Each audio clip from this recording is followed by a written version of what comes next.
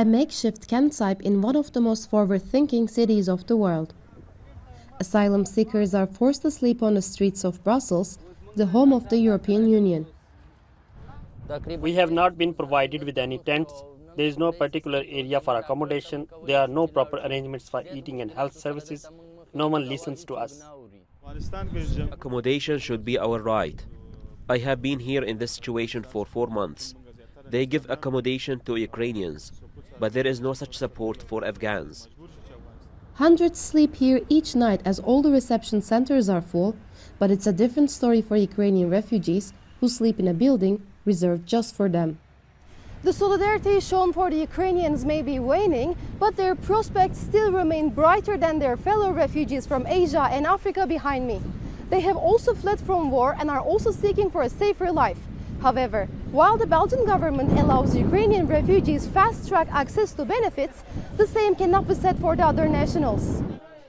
Instead, charity is stepping, providing them with as much food, clothing and bedding as they can muster. Refugee charities say the lack of shelters is simply due to Belgium not wanting to become attractive to refugees. And lawyers representing those living on the streets say what the Belgian government is doing is illegal. So as an asylum seeker in Belgium, as soon as you introduce your asylum request, you have the right to a proper accommodation in a center. And this legal obligation is violated by the Belgian state since a year, but it's getting worse. And so the only solution that people finally have is to squat somewhere, which is what happened right now. Belgian Prime Minister Alexander De Croo says they are trying to solve the lack of accommodation, but it will take time.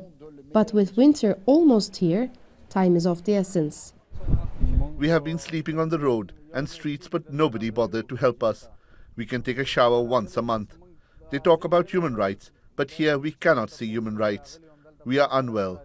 We demand human rights groups and the Belgian government to look after us. And with more asylum seekers, including children, joining the queue in Brussels every day, NGOs are again urging the government to take the urgent action to get them off the cold and dark streets. Selen Esencay, TRT World, Brussels.